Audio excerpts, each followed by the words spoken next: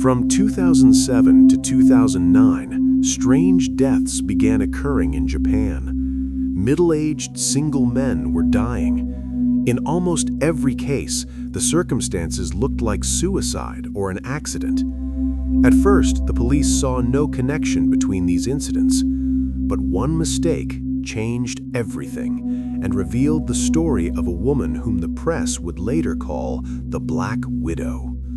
Her name was Kanaya Kijima. She was born on November 27, 1974, in the town of Nakashibetsu on the island of Hokkaido. Kanaya grew up in a well-off family. Her father was a notary, and her mother taught piano.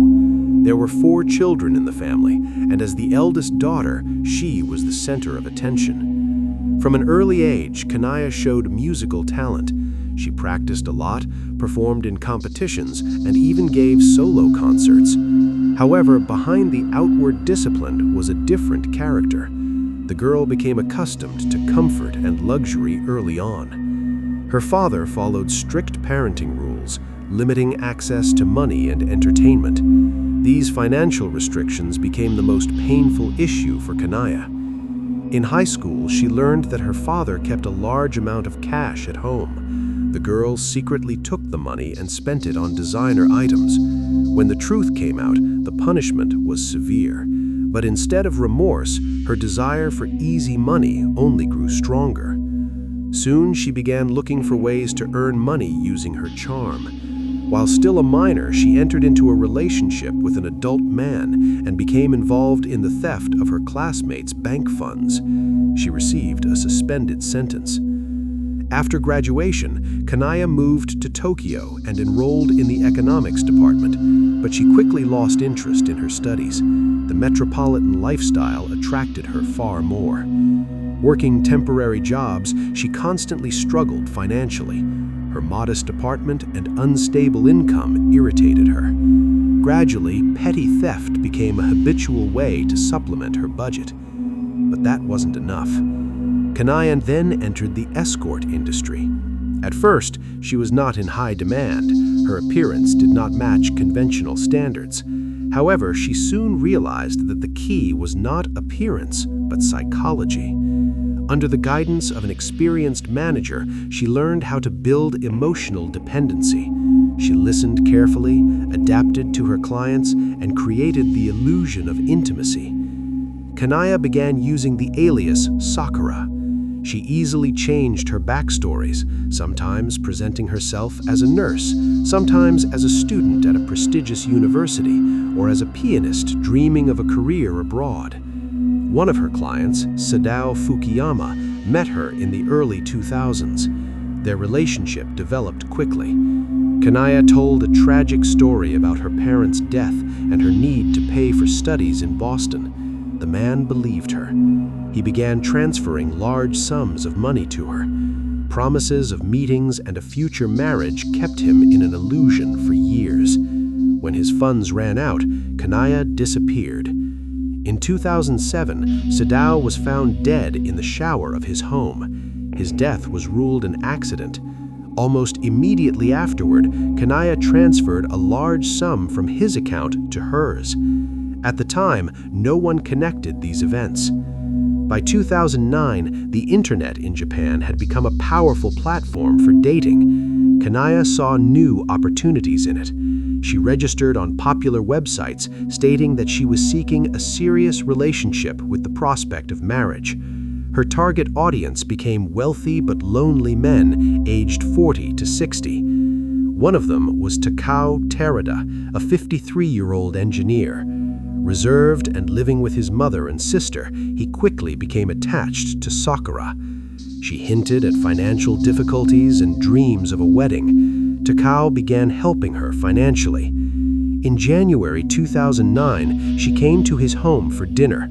Sleeping pills were mixed into the food. When the man lost consciousness, Kanaya closed the windows and doors, set up electric stoves with charcoal, and left the apartment.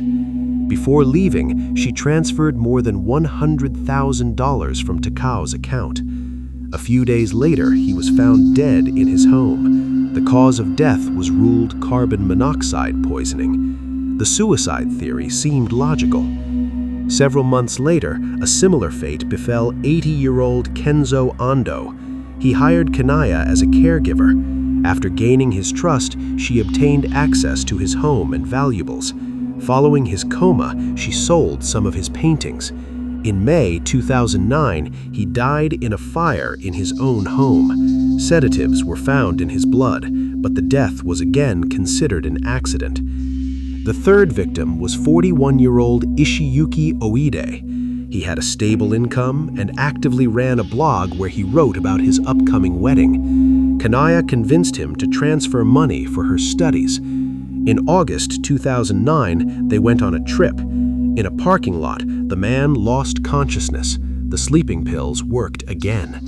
Kanaya arranged everything according to her usual scheme, leaving him in the car with a source of carbon monoxide running. But this time, she made a mistake. The keys were not left inside. A surveillance camera captured her leaving the parking lot. When the autopsy revealed tranquilizers in his system and the police compared the deaths of other single men, the picture began to come together.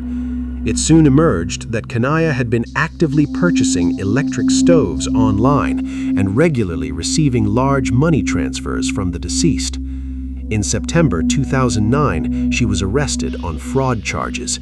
Sedatives and a disabled fire alarm were found in her home. She had been preparing for another crime. The investigation merged several deaths into one case. In court, Kanaya denied her guilt.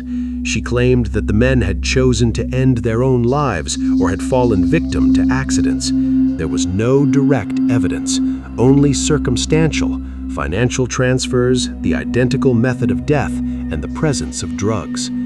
The prosecution insisted that she chose a method common in Japan to confuse investigators. In April 2012, the court found Kanaya Kijima guilty of murdering 3 men and sentenced her to death.